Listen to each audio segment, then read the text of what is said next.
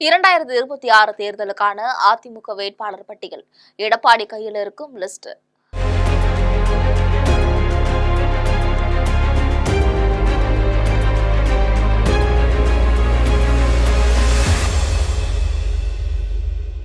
அதிமுக பொதுச் செயலாளர் எடப்பாடி பழனிசாமி தமிழ்நாடு முழுவதும் சூறாவளி சுற்றுப்பயணம் மேற்கொண்டு வருகிறார். மக்களை காப்போம், தமிழகத்தை மீட்போம் என்ற அவருடைய குரலை கேட்க ஒவ்வொரு முக்கிய நகரங்களிலும் அதிமுக தொண்டர்கள் லட்சக்கணக்கில் குவிந்து வருகிறார்கள். ஒவ்வொரு கூட்டத்திலும் தமிழக முதல்வரும் திமுக தலைவருமான ஸ்டாலினை பார்த்து தொடர்ந்து கேள்வி மேல் கேள்விகள் கேட்டு வருகிறார். இதற்கிடையே தமிழகம் முழுவதும் வருகின்ற சட்டமன்ற தேர்தலில் வேட்பாளர்களாக யார் யாரை நிறுத்தலாம் என்கின்ற ஆலோசனையும் ஒரு பக்கம் வேகமாக நடைபெற்று வருகிறது. அந்த வகையில கடந்த மாதமே ஒரு உத்தேச வேட்பாளர் பட்டியலை எடப்பாடி பழனிசாமி மற்றும் கட்சியின் மூத்த தலைவர்கள் ஒன்றாக சேர்ந்து ஆலோசித்து தற்பொழுது அந்த பட்டியல் எடப்பாடி கைவசம் இருக்கிறது. ஒவ்வொரு தொகுதியிலும் மக்கள் செல்வாக்கு மட்டுமல்லாமல் பணபலமும் இருப்பவர்களுக்கு தேர்தல் சீட்டு வழங்க வேண்டும் என மூத்த தலைவர்கள் ஆலோசனையுமே கூறியிருக்காங்க. இது தவிர கட்சியின் ஏற்கனவே பிரபலமானவர்களும் முன்னதாக கடந்த தேர்தலில் போட்டியிட்ட முக்கிய விஐபிகளுக்கும் மீண்டும் தொகுதியை ஒதுக்கித்தர வேண்டும் என்ற முடிவும் எடுக்கப்பட்டிருக்கு. அந்த வகையில பெரும்பாலான வேட்பாளர்கள் கடந்த தேர்தலில் போட்டியிட்டவர்கள் மீண்டும் தேர்வு செய்யப்பட்டு இருக்கிறார்கள். அதிமுக சார்பில் தமிழக தேர்தல் களத்தில் குதிக்கப் போகும் உத்தேச வேட்பாளர் பட்டியலை இப்போது காணலாம். அதிமுக பொதுச் செயலாளர் எடப்பாடி பழனிசாமி எடப்பாடி தொகுதியில போட்டியிடுகிறார். முன்னாள் அமைச்சர் ஜெயக்குமார் ராயபுரம் தொகுதியில மீண்டும் போட்டியிடுகிறார். SP வேலுமணி தொண்டாமுத்தூர் தொகுதியில போட்டியிடுகிறார். நத்தம் தொகுதியில நத்தம் விஸ்வநாதன் போட்டியிடுகிறார். முன்னாள் அமைச்சர் செங்கோட்டையன் கோபிசெட்டிபாளையத்தில் போட்டியிடுகிறார். ராசிபுரம் தொகுதியில டாக்டர் சரோஜா போட்டியிடுகிறார். இதேபோல வேப்பனஹள்ளி தொகுதியில KP முனுசாமி போட்டியிடுகிறார். ராதாபுரம் தொகுதியில இன்பதுரை போட்டியிடுகிறார். சென்னை அண்ணாநகர் தொகுதியில கோகுல இந்திரா போட்டியிடுகிறார். ராஜபாளையம் தொகுதியில நடிகை கௌதமி போட்டியிடுகிறார். கடந்த தேர்தலில் இதே ராஜபாளையம் தொகுதியில் கௌதமி போட்டியிடுவதாக இருந்தது குறிப்பிடத்தக்கது. கடையநல்லூர் தொகுதியில கிருஷ்ணமுரளி என்ற குட்டியப்பா போட்டியிடுகிறார்.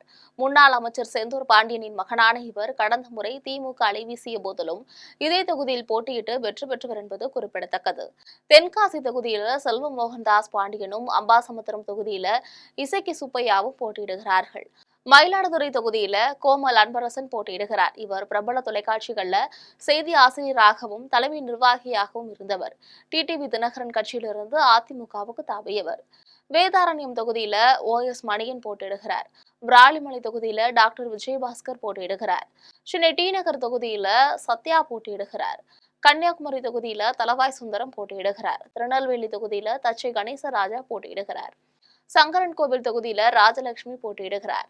இவர் ஏற்கனவே அந்த தொகுதியில் ஒருமுறை வெற்றியும் ஒருமுறை தோல்வியும் அடைந்தவர். மதுரவாயல் தொகுதியில பெஞ்சமின் போட்டியிடுகிறார். குமாரபாளையம் தொகுதியில P தங்கமணியும் வேடசந்தூர் தொகுதியில டாக்டர் பரமசிவமும் போட்டியிடுகிறார்கள். முன்னாள் அமைச்சர் ப வளர்மதி ஆலந்தூர் தொகுதியில போட்டியிடுகிறார். அவிநாசி தொகுதியில் ப தனபாலன் போட்டியிடுகிறார். பல்லடம் தொகுதியில் MSM ஆனந்தன் போட்டியிடுகிறார். மேட்டுப்பாளையம் தொகுதியில AK செல்வராஜ், கோவை வடக்கு தொகுதியில அம்மன் அற்புதன், கவுண்டம்பாளையம் தொகுதியில PRV அருண்குமார் ஆகியோர் போட்டியிடுகிறார்கள். சிங்காநல்லூர் தொகுதியில KR ஜெயராமன், கோவை தெற்கு தொகுதியில ராமச்சந்திரன், ஈரோடு மேற்கு தொகுதியில KV ராமலிங்கம், ஆரணி தொகுதியில சேவு ராமச்சந்திரன் ஆகியோர் போட்டியிடுகிறார்கள். போரூர் தொகுதியில அக்ரி கிருஷ்ணமூர்த்தி, மாதவரம் தொகுதியில மாதவரம் மூர்த்தி, சோழிங்கநல்லூர் தொகுதியில KB கந்தன், பாலக்கோடு தொகுதியில KB அன்பழகன் போட்டியிடுகிறார்கள். சென்னை RK நகர் பகுதியில சிம்லா முத்துசோலன் போட்டியிடுகிறார். மதுரை மேற்கு தொகுதியில் முன்னாள் அமைச்சர் செல்லூர் ராஜு மீண்டும் போட்டியிடுகிறார். திருப்பரங்குன்றம் தொகுதியில ராஜன் செல்லப்பா போட்டியிடுகிறார். RP உதயகுமார் திருமங்கலம் தொகுதியில போட்டியிடுகிறார்.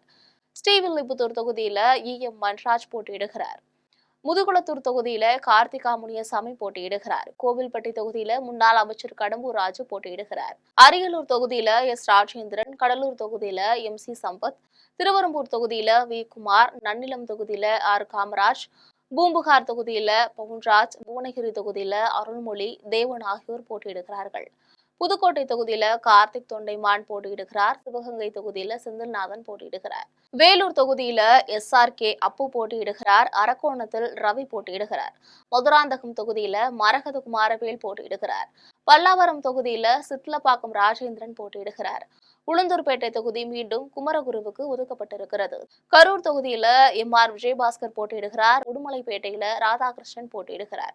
பொள்ளாச்சி தொகுதி மீண்டும் பொள்ளாச்சி ஜெயராமனுக்கு ஒதுக்கப்பட்டிருக்கு. கிணத்துக்கடவு தொகுதியில தாமோதரன் போட்டியிடுகிறார். திருப்பத்தூர் தொகுதியில பொன்மணி பாஸ்கர் போட்டியிடுகிறார். காட்டுமன்னார் கோவில் தொகுதியில முருகுராஜ் போட்டியிடுகிறார். அருப்புக்கோட்டை தொகுதியில வைகை செல்வன் போட்டியிடுகிறார். ஆவடி தொகுதி அப்துல் ரஹீமுக்கு ஒதுக்கப்பட்டுள்ளது. திருத்தணி தொகுதி ஹரிக்கு ஒதுக்கப்பட்டுள்ளது. திருவள்ளூர் தொகுதியில PV ரமணா போட்டியிடுகிறார். சென்னை மயிலாப்பூர் தொகுதியில மைத்ரேயன் போட்டியிடுகிறார். வேளச்சேரி தொகுதியில MK அசோக் போட்டியிடுகிறார். உத்தரமேரூர் தொகுதியில சோமசுந்தரம் போட்டியிடுகிறார். ஓமலூர் தொகுதி மீண்டும் செம்மொழிக்கு ஒதுக்கப்பட்டிருக்கிறது. குன்னூர் தொகுதியில கட்சி வினோத் போட்டியிடுகிறார். முன்னாள் அமைச்சர் ராஜேந்திர பாலாஜி சிவகாசி தொகுதியில மீண்டும் போட்டியிடுகிறார். அதிமுகவை பொறுத்தவரையில இதுதான் முதல்கட்ட உத்தேச வேட்பாளர் பட்டியலாகும்.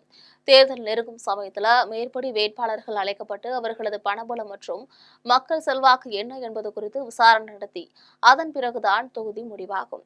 இரண்டாவது கட்ட உத்தேச வேட்பாளர் பட்டியல ஏராளமான இளைய தலைமுறையினருக்கு புதுமுகங்களுக்கும் வாய்ப்பு தர ஆலோசனைகள் நடைபெற்று வருகிறது என்பது குறிப்பிடத்தக்கது.